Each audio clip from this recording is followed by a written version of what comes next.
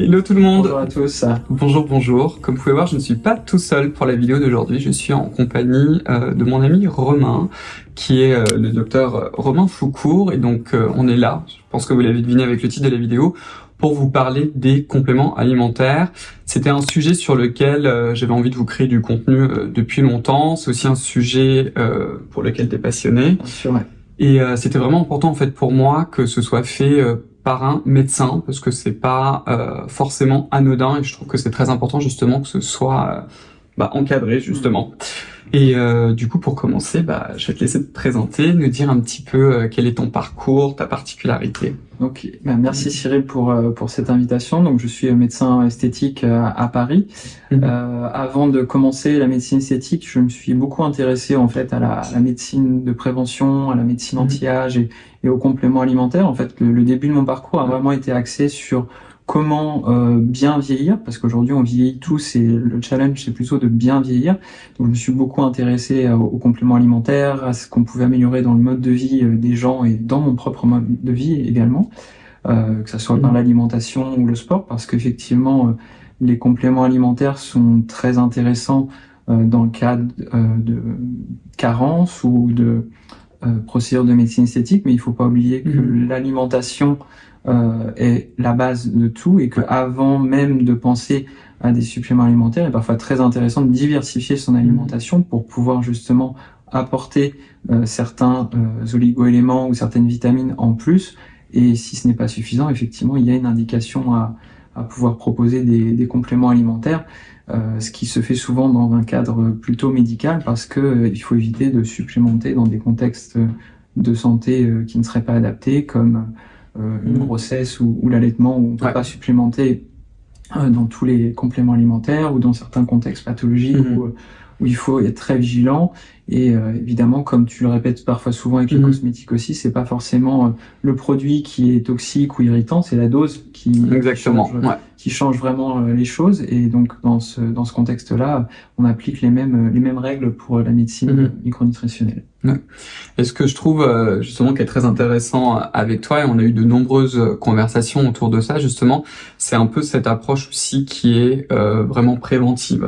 C'est-à-dire que l'idée en fait de rajouter des compléments alimentaires, c'est pas pour supplémenter une mauvaise alimentation, c'est plutôt comme un tout un peu global dans cette idée d'accompagner le vieillissement et de le ralentir. Oui, tout à fait. Surtout dans cette logique esthétique, on en parlait. C'est vrai que se dire je vais prendre des compléments alimentaires et je vais avoir une belle peau, ça ne fait pas sens. S'il y a vraiment une approche, disons, 360 degrés, ou ce que Cyril vous explique régulièrement dans ses vidéos avec les différents conseils skincare, c'est très important, mais associé à ça, une très bonne alimentation, un mode de vie, avec notamment une activité sportive et certains compléments alimentaires pour parfaire tout ça, fait que là, ça a vraiment du sens et on améliore les choses sur le plan cutané, mais pas que, évidemment, puisque ça a des impacts aussi globaux sur les différents organes et sur leur vieillissement.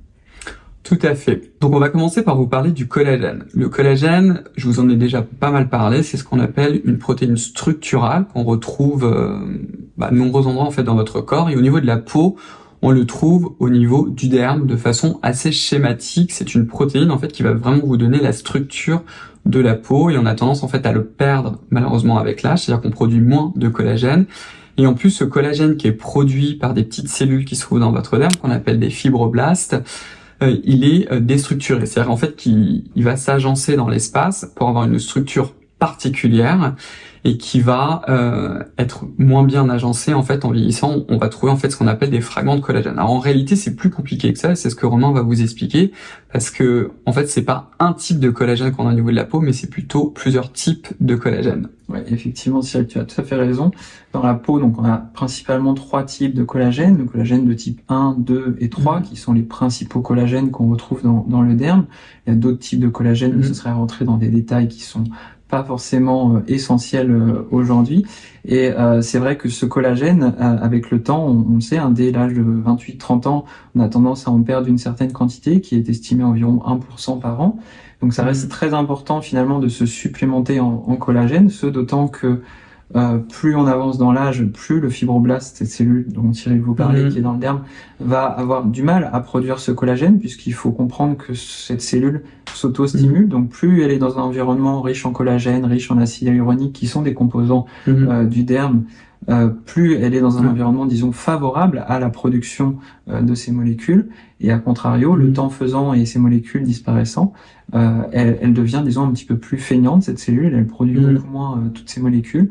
Et donc ça fait sens, en fait, de la remettre dans un environnement qui va être adapté pour stimuler sa production, ce qui de fait améliorera la densité du derme, améliorera la qualité de peau, permettra une meilleure structure aussi de la peau, une meilleure réorganisation du derme, et donc forcément l'utilisation du collagène, elle fait sens dans la prévention du vieillissement, notamment du relâchement cutané, et elle peut aussi être complémentaires à certaines procédures de médecine esthétique qui sont pas forcément, dont l'indication est portée selon les besoins des patients, bien sûr. Et mais effectivement, il y a certains produits dont on pourrait parler peut-être à l'occasion d'une future vidéo, qui stimulent la production de collagène. Et je crois que le docteur Couvé d'ailleurs en avait déjà un peu parlé avec toi. Et en plus de ces procédures-là, ça peut effectivement, dans cette approche globale dont on parlait au début de la vidéo, ça peut faire tout à fait sens de proposer des compléments à base de collagène. Donc Cyril vous a déjà fait une très belle vidéo dessus. Globalement, quand on prescrit du collagène à un patient, les choses importantes à respecter, c'est effectivement la dose. C'est vrai que dans la plupart des publications, on en parlait tout à l'heure, c'est la dose qui est recommandée, c'est entre 5 et 10 mg globalement. Il faut être vigilant justement à ce que ça soit un collagène hydrolysé de bas poids moléculaire, ça veut dire des petits fragments qui vont être facilement absorbables. Et l'autre point dont on évoquait, c'est plutôt un collagène qui serait produit en Europe, parce que on sait que les origines de ces collagènes qu'on peut utiliser en supplémentation sont d'origine bovine ou marine. Et alors il n'y a pas forcément d'études qui montrent une efficacité de l'un plus que de l'autre. Je pense que c'est plus des convictions personnelles qui font que les gens choisiront l'un ou l'autre. Mais de fait, les règles européennes sont peut-être plus en faveur pour les normes de sécurité, notamment de provenance, de traçabilité du produit. Et donc c'est pour ça que c'est plus sur ces éléments-là qu'il faudra se fixer pour le collagène, je pense. Alors peut-être une petite question, c'est est-ce que c'est possible finalement de se supplémenter en collagène, mais par l'alimentation? Alors ça reste quelque chose d'assez difficile, c'est une très bonne question Cyril, parce que globalement on retrouve du collagène en quantité importante dans l'os de moelle. Alors bon, déjà pour les gens qui seront végétariens, c'est pas évident. Plus compliqué, et après, dans la plupart des autres aliments, finalement, les quantités de collagène sont pas si importantes que ça, du moins pour avoir un effet actif sur les différentes fonctions, que ce soit sur le tissu osseux, que ce soit sur le tissu cutané. Et c'est vrai que l'alimentation n'est pas forcément la meilleure source pour améliorer les quantités de collagène que l'on peut avoir dans le corps, et c'est vrai que c'est pour ça que très rapidement pour le collagène on parle de supplémentation. D'accord, bah écoute, merci beaucoup. Moi ce que je vais faire dans la description, c'est que je vais vous laisser quelques liens vers certains compléments. Je vous ai déjà parlé du collagène, il y en a 3 que je vous recommande, c'est ceux de la marque Nutrimus, parce que je trouve que le rapport qualité-prix est excellent. Il y a aussi ce dont on a parlé, c'est-à-dire au niveau de la traçabilité, c'est fait en Europe, la majorité sont même faits d'ailleurs en France. Donc ça peut être aussi intéressant, et c'est surtout que si jamais ça vous plaît, ça vous intéresse, vous pouvez l'avoir en grande quantité. Et ça c'est quelque chose d'important, parce qu'il faut en prendre tous les jours, quoi. Tout à fait, Et on va passer maintenant aux vitamines, avec une vitamine qui est très très importante, qui est la vitamine D. Donc pour la vitamine D, ça je pense que c'est quelque chose en général qui est assez connu. La vitamine D chez l'humain, si vous la voulez naturellement, elle est surtout synthétisée par votre peau quand vous êtes exposé aux UV. C'est essentiellement les UVB et les UVA de type 2. Et comme je me tue à vous le rappeler, les UV c'est un peu la mort de la peau. Donc de façon générale, et ça c'est aussi un fait, je pense qui a été confirmé par de nombreux médecins et surtout de nombreuses études, en particulier en France métropolitaine, la majorité des personnes sont déficientes de toute façon en vitamine D, qui portent un solaire ou pas. Et clairement, si vous voulez préserver le vieillissement de votre peau, c'est vraiment important de porter un solaire tous les jours. et d'éviter de trop vous exposer au soleil. Donc vous êtes potentiellement encore plus déficient en vitamine D.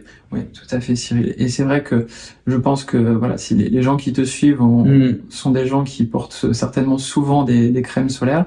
Et c'est vrai que la problématique, surtout dans nos pays occidentaux qui sont pas si ensoleillés que ça, c'est que dès qu'on va porter un solaire pour protéger sa peau du vieillissement, il faut bien comprendre que le solaire empêche la synthèse de vitamine D par la peau. Et donc, de fait, on est très vite carencé. Après, effectivement, il y a ce débat entre les scientifiques de se dire est-ce que on accepte 15-20 minutes d'exposition solaire comme c'est recommandé versus pas d'exposition solaire et on se protège. Je pense que peut-être qu'en introduction sur cette vitamine D, je pourrais citer une étude qui est une étude assez intéressante parue dans un journal de dermatologie en 2017 qui en fait étudiait la vitamine D et notamment l'impact du soleil sur la peau des patients.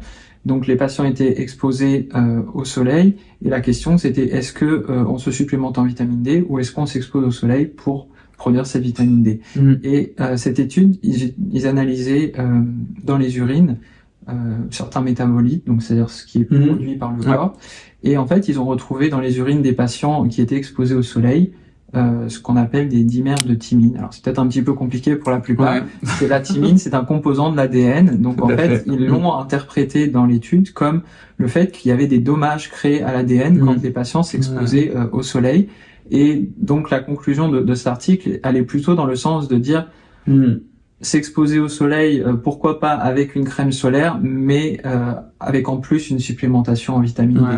Donc c'est vrai que je pense qu'aujourd'hui la vitamine D c'est un complément alimentaire qui fait beaucoup de sens puisque elle va jouer des rôles anti-inflammatoires, elle va jouer des rôles photoprotectrices, elle est impliquée dans de très nombreuses réactions au sein de l'organisme et pas que au niveau de la peau. On sait que elle peut avoir un rôle dans l'équilibre production-mort de cellules au niveau de l'épiderme. Elle participe aussi en partie à la production de certains céramides dont tu parles souvent dans tes vidéos au niveau de l'épiderme. Et donc toutes ces fonctions-là font que ça a beaucoup de sens de supplémenter. Et tu le rappelais très justement en introduction, beaucoup de gens sont carencés en vitamine D pour plusieurs raisons. Parce qu'en France, la vitamine D n'est pas un dosage qui est remboursé par l'assurance maladie, sauf dans certains contextes pathologiques où là, effectivement, on peut le prescrire et bénéficier d'un remboursement pour le patient. Donc de fait, il y a très peu de prescription de dosage de vitamine D. Et l'autre point, c'est que souvent, la supplémentation en vitamine D n'est pas forcément fait de façon très adaptée. C'est vrai que connaît tous quelqu'un qui est supplémenté en vitamine D, qui va nous dire je prends une ampoule une fois par mois de telle quantité. Et c'est vrai qu'il faut comprendre que l'organisme, il a un besoin qui est quotidien en chaque élément. Et quand on prend une très grosse dose de vitamine D d'un coup, finalement, cette vitamine D, elle va augmenter de façon importante dans le sang. Et derrière, il va y avoir une décroissance finalement au bout d'une quinzaine de jours. On ne va pas rentrer dans les détails de comment éliminer la vitamine D. Ce sera un peu ennuyeux, je pense. Mais en tout cas, il y a une décroissance rapidement qui se fait. Et même finalement, en supplémentant les gens tous les mois, on n'arrive pas à avoir un seuil de vitamine D, disons, efficace pour que le corps puisse avoir ses apports tous les jours. Donc c'est vrai que moi, ce que j'ai tendance à recommander à mes patients, c'est une supplémentation soit sous forme de comprimés ou de gouttes, mais qui peut être hebdomadaire, c'est-à-dire tous les jours, plutôt en général une prise le soir. En général, ce qu'on dit aussi aux patients, c'est plutôt le prendre avec un aliment gras, parce que il y a une meilleure absorption. La vitamine D, c'est une vitamine qui est liposoluble, donc c'est-à-dire qu'il sera mieux absorbé dans le gras. Donc c'est vraiment une vitamine qui, bon, pour la peau, fait beaucoup de sens. Et il faut aussi comprendre que pour d'autres fonctions, comme notamment le tissu osseux, et certaines pathologies osseuses dont on ne va pas parler aujourd'hui, mais la vitamine D a un énorme impact sur la santé osseuse. Donc je pense que tu vas le confirmer, mais ce qui est vraiment important en fait, c'est d'abord de faire une prise de sang pour savoir où vous en êtes de votre taux de vitamine D et du coup de prendre un complément alimentaire journalier qui est adapté. Oui, tout à fait. En fait, comme dit Cyril, aujourd'hui, et on le disait aussi en introduction, la complémentation avec un complément alimentaire, que ce soit la vitamine D ou autre chose, doit se faire de façon encadrée par un médecin. Il ne s'agit pas juste d'aller en pharmacie, éventuellement d'obtenir de la vitamine D sans ordonnance et de supplémenter. Faire un dosage pour savoir où on en est précisément avec son médecin, et ensuite supplémenter à des doses qui sont la juste dose finalement pour vous et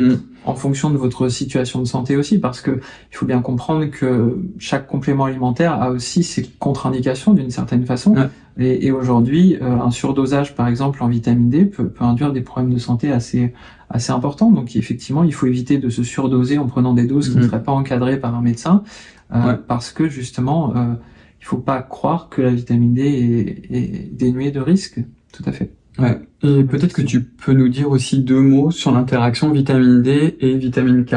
Oui, tout à fait. Alors c'est vrai que cette interaction, elle est un peu moins présente pour l'aspect santé cutanée. Ceci étant, on sait bien que lorsqu'on prend de la vitamine D, notamment des hautes doses de vitamine D, ce qui peut être le cas chez des gens qui ont vraiment qui mettent une forte protection solaire et qui sont très assidus, je ciblerai personne, mais moi par exemple. En tout cas, ça peut faire sens. Et en fait, ce qui a été montré, c'est qu'effectivement, souvent chez les patients qui sont supplémentés en vitamine D, on le fait plus pour l'aspect santé osseuse, et donc on les supplémente également en calcium. Et le fait de les supplémenter en calcium fait que on peut induire un petit risque de calcification au niveau des vaisseaux, et ça fait donc beaucoup de sens de pouvoir prescrire de la vitamine K pour éviter qu'il se produise des calcifications au niveau des vaisseaux. C'est en pratique un petit peu plus compliqué que ça, mais le message global à retenir, je pense, c'est que si tant est qu'il y ait besoin de grosses doses de vitamine D parce que vous êtes fortement carencé, mais bon, encore une fois, ça sera à voir avec votre médecin et prescrit par votre médecin. Ça fait du sens d'associer vitamine D3 et vitamine K2. Vous verrez d'ailleurs souvent dans certains compléments alimentaires que vous pourrez, quand vous regarderez des sites en ligne, si tant est que ça soit le cas, que ils sont souvent associés dans la formule, et c'est entre autres pour ces raisons-là. Il n'y a pas que celle-là, mais ça fait partie des raisons, disons, anti-âge pour lesquelles la vitamine K, elle peut être très intéressante en complément de la vitamine D. Écoute, merci beaucoup. Une autre vitamine, ça c'est sûr que vous en avez entendu parler, qui est très très connue, c'est la vitamine C. Moi je vous en ai beaucoup parlé en cosmétique, c'est le L-ascorbic acide. Alors c'est sûr, et en particulier si vous me suivez depuis longtemps, que vous avez entendu parler de la vitamine C, qui est le L-ascorbic acide. C'est toujours un sujet un peu à débat, en particulier en cosmétique, tout simplement parce que en cosmétique, vous avez de la vitamine C qui existe, du L-ascorbic acide en sérum qui a été très très étudié. Il y a d'ailleurs beaucoup de médecins esthétiques aussi qui la recommandent au niveau cutané, au niveau topique. Et vous avez aussi plein de dérivés de la vitamine C. Et j'insiste beaucoup, même si certains dérivés sont très intéressants, je vous ai fait une vidéo récente dessus, ce n'est pas la même chose et il faut surtout pas faire un mélange des genres. C'est vraiment ça qui est important. Un des super pouvoirs de la vitamine C au niveau cutané que moi je trouve extrêmement intéressant, même si on voit pas vraiment d'effet en fait à court terme, c'est son côté antioxydant. Et en complément alimentaire, là, à ma connaissance en tout cas, il n'y a pas de problème parce qu'en fait, on n'utilise pas des dérivés, on utilise vraiment la forme bioactive, c'est-à-dire le L-ascorbic acide. Ouais, tout à fait, Cyril.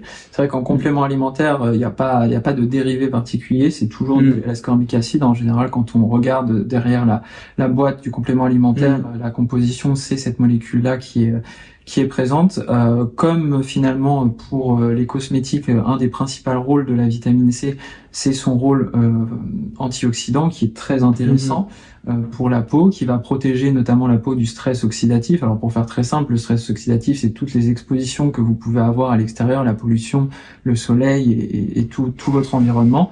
Et derrière, ça induit finalement au niveau cutané, par exemple, une inflammation qui peut détruire en tout cas certaines structures cutanées, pour faire les choses en résumé. Et c'est vrai que la vitamine C finalement participe à ces fonctions de protection contre ce stress qu'on peut obtenir de l'extérieur ou même parfois de l'intérieur dans certains contextes pathologiques.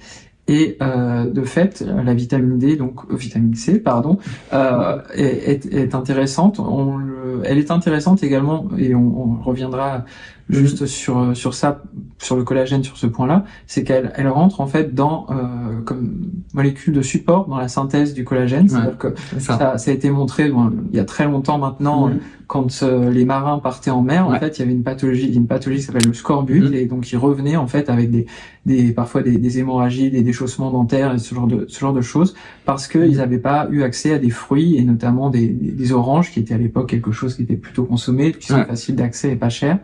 Et donc c'est vrai que la vitamine C est très importante aussi comme soutien dans la synthèse du collagène. Et par exemple, prendre aujourd'hui du collagène sans prendre de vitamine C, on peut se dire c'est pas forcément la meilleure idée. Ça peut être bien justement d'associer les deux, d'autant que la vitamine C n'est pas quelque chose de, pour le coup, autant pour la vitamine D, je vous disais faites attention, etc.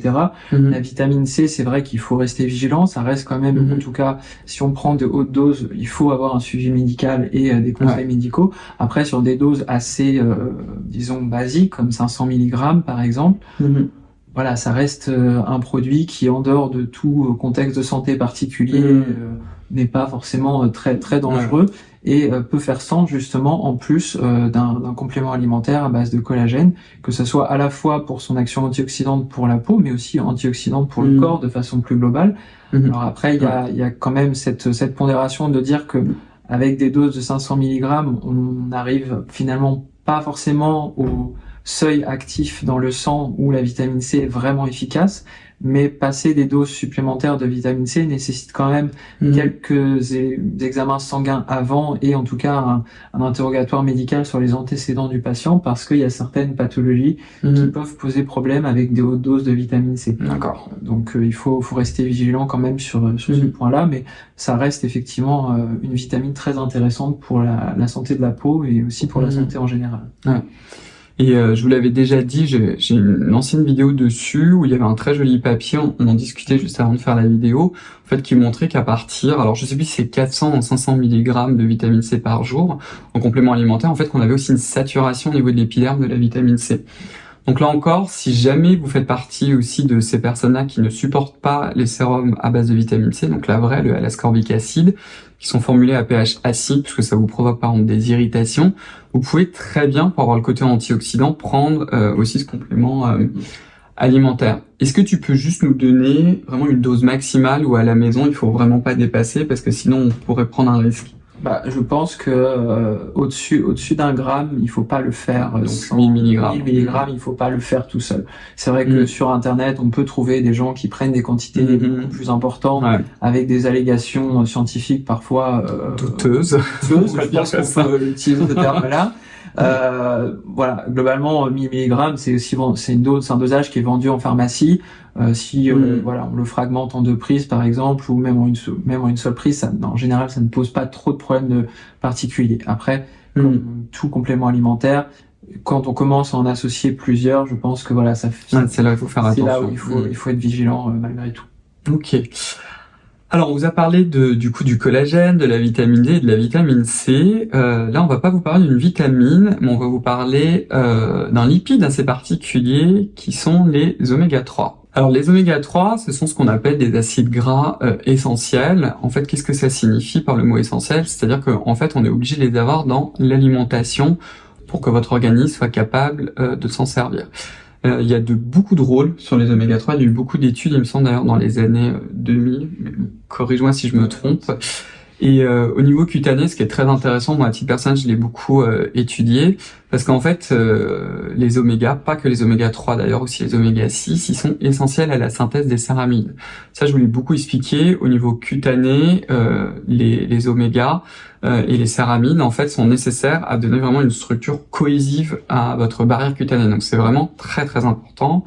Et comme tu vas nous l'expliquer, en fait, ça fait complètement du sens de se supplémenter. Oui, tout à fait. C'est vrai que les oméga 3 sont très importants. Ils sont connus pour leurs effets anti-inflammatoires aussi au niveau de la peau. C'est vrai qu'aujourd'hui, on commence à bien connaître comment apparaissent certaines pathologies, comment fonctionnent certaines pathologies telles que l'acné ou le psoriasis, qui est une maladie de peau qui est peut-être pas connue de tous, mais qui est une maladie qui est quand même assez fréquente dans la population générale. Et aujourd'hui, ça a été montré finalement que supplémenter les patients en oméga 3 dans ces cadre pathologique où il y a une inflammation qui peut être plus ou moins chronique au niveau de la peau, permet justement d'améliorer la symptomatologie des patients et aussi la qualité de peau de ces patients qui souvent ont des lésions cutanées. Dans l'acné, je pense que la plupart des gens connaissent, mais le psoriasis sont des lésions sur fond rouge avec plein de petites peaux, blanches. Donc c'est vrai que c'est jamais esthétiquement très confortable pour les patients. Il y a souvent une gêne sociale. Et donc c'est vrai que les oméga 3 ont beaucoup d'importance dans ces pathologies-là. Les oméga 3 aujourd'hui, on peut les retrouver principalement dans les poissons gras. Après, j'aurais tendance à vous dire de privilégier les petits poissons, parce que c'est vrai que les gros poissons en général vont être plus chargés en métaux lourds. Donc c'est vrai que c'est le vrai sujet de se dire, par exemple le thon, en général on évite d'en manger parce que ça peut contenir un certain nombre de métaux lourds. Alors il y a des marques qui font du marketing sur on contient moins de métaux lourds que les autres, etc. Bon, il en reste toujours finalement, et c'est vrai que plus le poisson est petit, finalement, moins il y a de risques qu'il stocke des métaux lourds ou d'autres substances qui sont liposolubles, parce que il y a des toxiques, notamment qui peuvent être émis par certaines industries qui sont liposolubles pour les poissons. C'est un sujet qui est abordé notamment lors de certaines catastrophes industrielles. Et donc, de fait, les sardines, par exemple, ou le maquereau, peuvent vraiment être une source alimentaire d'oméga 3 intéressante. Et après, effectivement, il y a des compléments alimentaires à base d'oméga 3, il y a différentes sortes d'oméga 3, mais je suis pas sûr que ça soit essentiel de rentrer dans les détails. En tout cas, s'il y a des détails à donner, ça se fait plutôt en consultation parce que chaque oméga 3 a un dosage spécifique qui a du sens. Et puis, encore une fois, tu parlais des oméga 6 et des oméga 3 pour leur rôle dans la production des céramides. C'est vrai qu'aujourd'hui, pour l'aspect, disons, supplémentation, il faut aussi,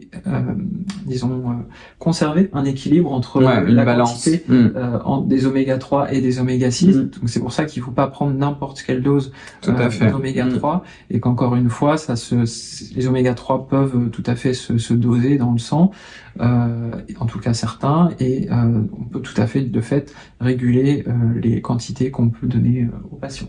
Tu peux peut-être aussi commenter sur une donnée qui est assez récente, qui est en fait sur l'interaction entre le microbiote, qu'on appelle aussi microbiome, et les oméga 3.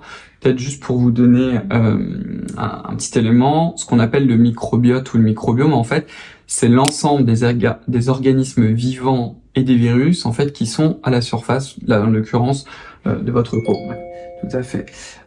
Effectivement, il semblerait, il y a certaines publications assez récentes qui vont dans ce sens. Il semblerait que les oméga 3 puissent améliorer en fait et conserver l'équilibre qu'on a au niveau du microbiote cutané. C'est vrai que c'est quelque chose qui peut facilement se déséquilibrer suite à l'usage de différents produits au niveau comme le savon par exemple.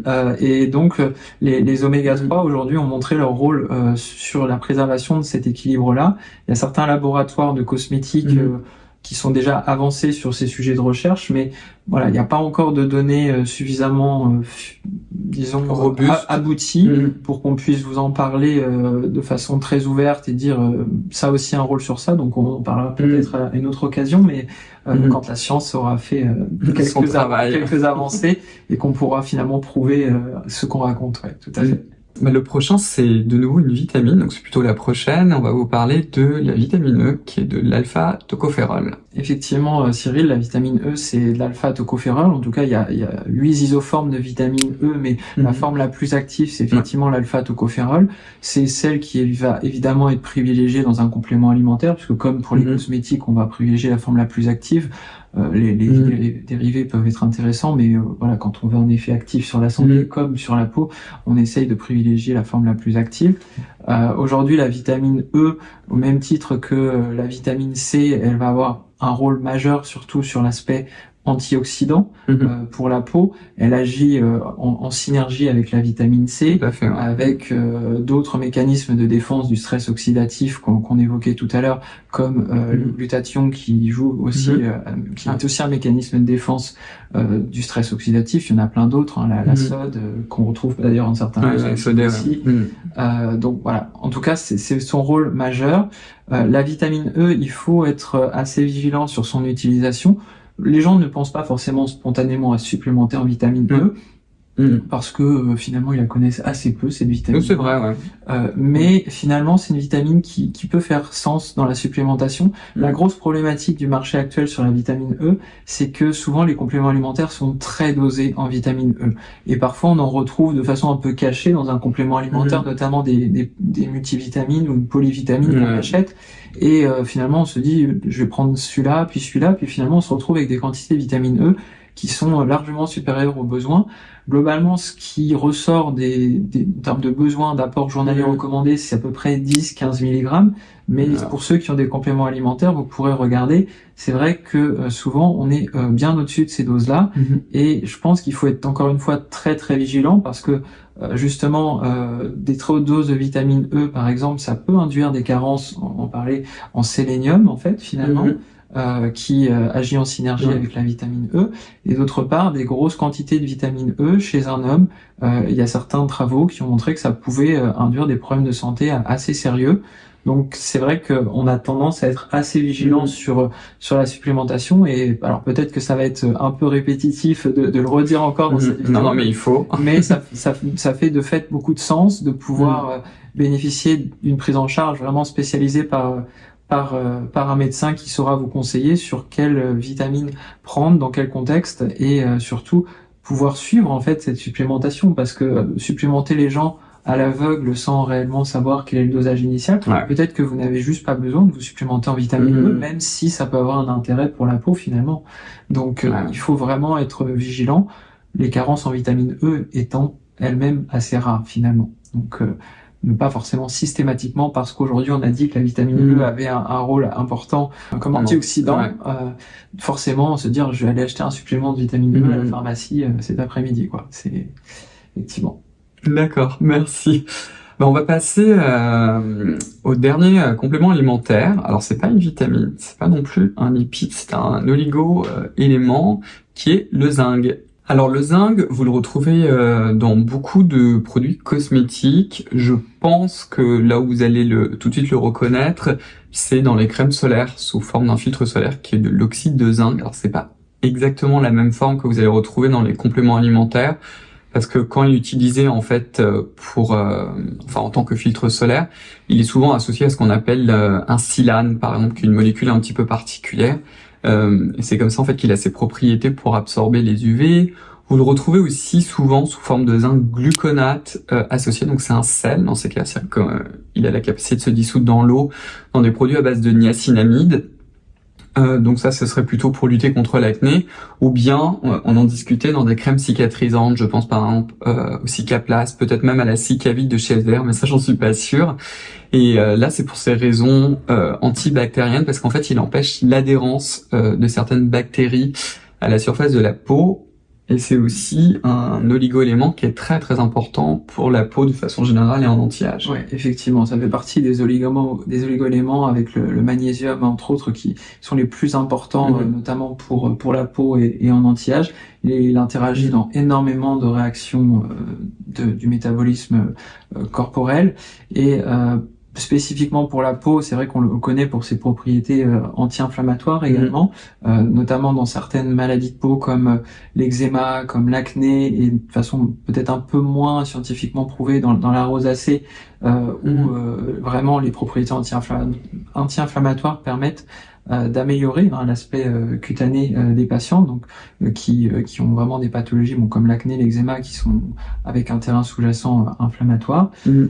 Et donc dans ces pathologies inflammatoires, c'est vrai que le zinc va pouvoir jouer des rôles importants. On va se supplémenter en zinc principalement à travers l'alimentation et parfois certains compléments alimentaires.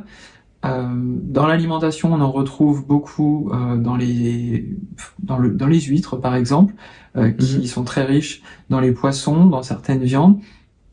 Pour les gens qui seraient plutôt végétariens, ça devient un peu plus compliqué parce que il y a effectivement un certain nombre d'aliments qui contiennent de bonnes quantités en zinc, mais il y a toujours cette question quand on